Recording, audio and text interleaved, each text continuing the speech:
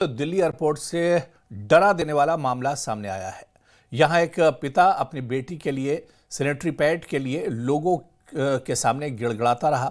उसने एयरपोर्ट पर मौजूद कर्मचारियों से भी मदद मांगी, लेकिन उसे कोई मदद नहीं मिली क्योंकि वो आदमी एयरपोर्ट पर फंस चुका था और बाहर भी नहीं निकल सकता था। वहां जब उसकी बेटी को ब्लीडिंग होने लगी तो वो मदद मांगने के लिए कर्मचारियों के पास गया।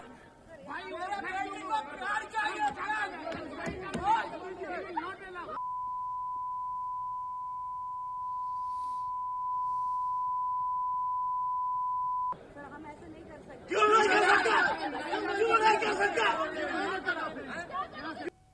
मेरे बेटे को प्यार चाहिए, दे दो प्यार चाहिए, दे दो प्यार है।